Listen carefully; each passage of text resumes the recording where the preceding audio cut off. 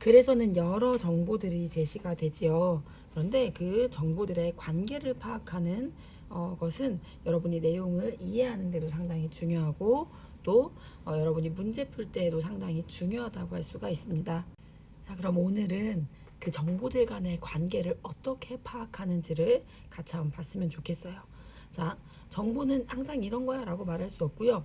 글 속에서 뭐라고 그 정보를 이야기하는지를 이해하는 것이 중요하다고 할 수가 있습니다. 자, 그래서 정보나 개념 간의 관계 파악을 할 때 우리는 외워서 하는 것이 아니고 문맥 속에서 파악을 해줘야 돼요. 문맥. 글의 흐름 속에서 파악을 해줘야겠습니다. 문맥 속에서 글의 흐름 속에서 파악을 해줘야 합니다. 자, 그러면 실제로 어떻게 문제에 나오는지 우리 여기 책에 나와 있는 지문 가지고 같이 파악을 한번 해볼게요. 자, 우리 대학 시험 능력 시험에 실제로 나왔던 지문 같이 볼게요. 어떤 탐구 분야이든지 정확한 공식화가 가능한 지식을 산출하면 곧 과학이라고 일컫는다. 자, 그러니까 뭐를 과학이라고 한다고 지금 얘기를 하고 있습니까? 정확한 공식화가 가능한 지식을 산출했을 때 우리는 그것을 과학이라고 여긴다는 거죠. 과학은 철학에서 시작하여 기술로 끝나고 또한 과학은 가설의 셈에서 발원하여 시작하여 성취의 바다로 흘러간다. 자, 근데 이 셈과 바다의 관계가 무엇인지에 대한 문제가 나왔어요. 문제 한번 볼게요.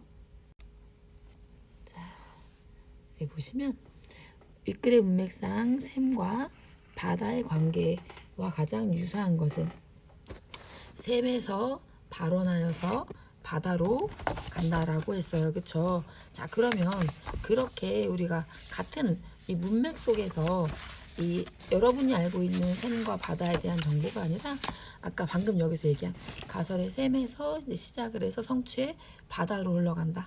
여기서 말하는 샘과 바다의 관계. 뭔가 이렇게 여기서 시작해서 여기로 이제 뭐 도착한다. 여기로 흘러간다. 자, 싹으로 시작해서 열매를 맺죠. 자, 요게 정답이겠네요. 그쵸? 자, 빛으로 시작해서 그림자 아니죠? 비로 시작해서 구름 아니죠? 휘발유로 시작해서 자동차 아니죠? 자동차의 원료가 휘발유죠? 바위로 시작해서 이게 안 되죠? 자, 이거 쉬운 문제죠, 여러분? 자, 그러면 밑에 문제도 같이 한번 해봅시다. 이것도 역시 대학 수학능력 시험에 나왔던 지문입니다. 자, 자본주의 경제 체제는 이익을 추구하려는 인간의 욕구를 최대한 보장해주고 있다. 기업 또한 이익 추구라는 목적에서 탄생하여. 자, 문제 먼저 봐야 돼요, 여러분. 기업과 이익의 관계예요. 자, 여기 보면 이익을 추구하려는 인간의 욕구 나와요. 그렇죠? 그런데 기업도 자, 인간에게도 이익을 추구하려는 욕구가 있는데 자, 기업도 이익 추구라는 목적. 자, 이것을 추구하기 위해서 기업이 생긴 거네요. 그렇죠? 자, 그러면 밑에 더 읽어보셔도 돼요, 여러분. 전 여기까지만 보고 한번 해볼게요. 자, 여기 보시면 기업은 목적이 뭔 거예요? 이익을 추구한다는 거예요. 기업은 이익을 추구해요. 자, 여기는 이거를 추구해요. 이게 A고 이게 B면 A는 B를 추구한다는 거네요. 그쵸? 자, 여기서 그런 관계에 있는 거 한번 찾아보면 몇 번입니까? 5번이 정답이 되겠죠. 정당은 정권 획득을 추구해요. 목적으로 해요.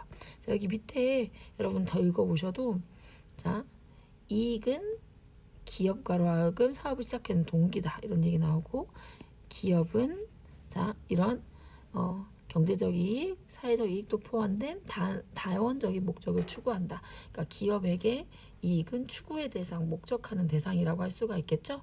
자, 그거 찾으면 이게 정답이라고 할 수가 있겠죠. 이렇게 단어 간의 관계 물어보는 문제 수능에서도 나오고 우리 검정고시에서도 시험에 나옵니다. 자, 보통 지문 속에 제시되는 정보들이 어떤 관계를 가지고 있는지 그 패턴들을 알면 우리가 정보들을 보고 아, 이거는 이 관계구나 라고 하는 걸 알기가 더 좋겠죠. 자, 그 정보들 간의 출제 요소로 쓰이는 정보들 간의 관계에 대해서 한번 좀 보도록 할게요. 자, 정보들 간의 첫 번째는 속성이 일치하는 관계. 이걸 뭐라고 하냐면 동의 관계라고 할 수가 있어요. 동의 관계. 자, 그래서 인간, 사람 이런 식으로 자 같은 말인데 이제 다른 말로 그러니까 속성이 완전 일치하는 그런 관계도 있겠고요. 또 비슷한 의미의 관계도 있어요. 이 유의 관계라고 할 수 있겠죠. 또 의미가 정반대되는 관계. 상승한다, 하락한다. 어떠할수록 상승한다. 어떠할수록 그 하락한다. 이렇게 나왔으면 여기 앞에 요 정보를 자 어떤 때 그렇게 되는지 어떤 때 상승하고 어떤 때 하락하는지 잘 봐야겠죠. 자, 요 단어들도 좀 반의 관계 있는 단어들도 좀 주의 있게 살펴볼 필요가 있고요. 자, 그리고 또 어떤 관계가 있냐면 대비 관계. 그러니까 어떤 차이를 부각시키는 그런 관계. 절차적 지식, 표상적 지식에 대한 얘기가 나와요. 그러면 절차적 지식과 표상적 지식은 각각 어떤 특징을 지니고 있고 어떤 공통점, 어떤 차이점이 있는지 그 차이점에 관련되는 정보는 항상 시험에 출제되는 요소이기 때문에 이 부분 잘 봐둬야 되고요. 자, 그리고 서로 원인과 인과관계. 자, 이것도 중요해요. 하나가 원인이 되고 하나가 결과가 되는. 자, 이런 원인으로 해서 이제 이런 결과가 나온다 했을 때 그 원인 결과 관계를 잘 파악하는 것, 원인에 대한 걸 물어볼 수도 있고 또 결과에 대한 것을 물어볼 수도 있기 때문에 그 부분도 여러분이 잘 주목해서 보셔야 되고요. 자, 그리고 상하 관계가 있어요. 하나가 그 다른 하나에 완전히 포함되는 관계. 자, 그래서 정보들이 지금 지식이라는 큰 틀 안에 절차적 지식, 표상적 지식 이렇게 된다면 그 둘의 관계를 이해하는 것이 곧 내용을 이해하는 것이라고 할 수가 있겠습니다. 또 전체와 부분의 관계. 어떤 구조에 대해서 이야기하면서 전체와 부분을 이루고 있는 자동차에 대해서 얘기해주고 그 구성 요소인 바퀴와 뭐 또 다른 것들에 대해서 이야기할 수 있겠죠. 정보들의 관계를 파악해 주시는 것이 곧 내용을 파악하는 것이다 라고 할 수가 있겠습니다. 자, 여기 지문을 같이 한번 보도록 할게요. 자, A로 묶여져 있는 부분, B로 묶여져 있는 부분. 자, 여기와 여기 어떤 뭐 차이점이 있을 수 있겠죠? 뒤에 이제 문제 보면 A와 B의 관점 정리를 해놓고 그 빈칸 쳐놓고 거기에 들어갈 맞쓰기 했거든요. 자, 한번 봅시다. 이에 대해 시대나 장소와 무관하게 모든 사람들이 옳다고 여기는 보편적인 도덕이 존재한다는 관점. 모든 사람들이 다 옳다고 여기는 보편적인 도덕이 존재한다는 관점이 있다 해놓고 예를 들어 하면서 지금 설명해줘요. 그쵸? 자, 생명 존중해야 돼. 자기가 하기 싫은 일 남에게 시키지 마 같은 것. 자, 이것들은 어느 시대 어느 장소에서나 보편적으로 옳다고 여겨진다. 다만 이러한 관점만 옳다고 생각할 경우 문화에 따라 달라지는 다양한 가치를 수용하는데 소극적인 태도를 갖게 된다. 자, 요 관점에 대해서 지금 그 보편적인 도덕이 존재한다는 관점 예를 들어 설명해주고 자 그리고 이러한 관점의 단점이라고 할 수 있는 다양한 가치를 수용하는데 소극적이 된다. 뭐 이렇게 얘기를 특징을 얘기해주고 있죠. 이와 달리 하면 진짜 중요해요.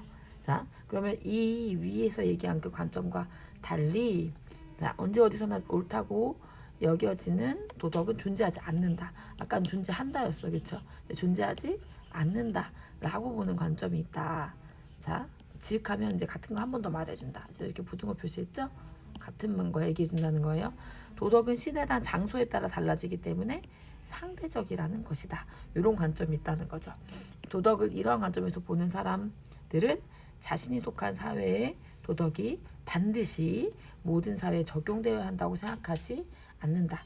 그러나 이런 관점을 지나치게 확대 해석할 경우 서로 다른 사회에서 동일한 문제에 대해 각기 다른 도덕적 기준을 주장할 때 무엇이 옳은지 판단하기가 쉽지 않다.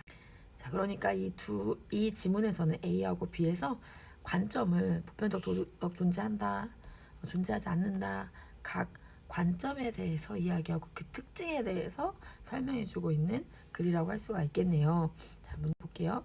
자, 여기 이렇게 여러분이 실제로 시험 문제 풀 때는 전 지문 붙어 있지만 여러분이 자료부터 보시면 좋아요.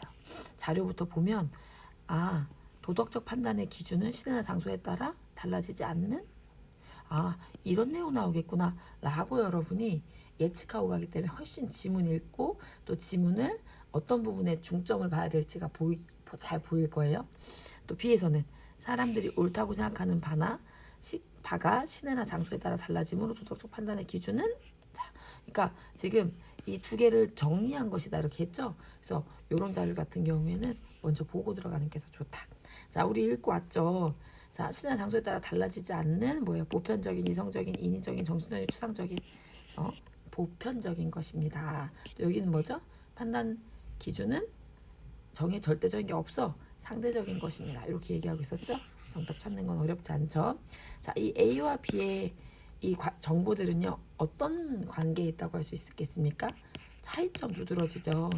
각각의 개념 설명해 놓고 그 개념의 어떤 공통점, 차이점 얘기하죠. 차이점 두드러지는 거 대비 관계라고 할 수 있겠고, 자, 그러면 어떤 정보에 주목해야겠습니까? 각각의 특징, 그러니까 각각의 어떠한 차이점이 있는지 주목을 해야겠죠. 자, 그래서 이런 식으로 여러분이 지문을 읽어 주실 때, 자, 지문들에 제시된 지금 여기 같은 경우에 그 도덕적 판단의 기준 절대적인 게 있다 없다 이렇게 나왔죠. 그 정보들 간의 관계를 파악해 주시고 그 관계에 따라서 여러분이 지문을 이해해 주시는 거 상당히 중요하다고 할 수 있겠습니다. 그래서 오늘 배웠던 이렇게 정보들 간의 관계에는 여러 가지 있다는 거 알아두시고, 그리고 이제 지문 접했을 때 이 정보와 이 정보는 어떤 관계이지 라고 이제 생각해 주시면 지문 이해하는데 큰 도움을 받으실 수 있을 거예요. 오늘 여기까지 할게요. 감사합니다.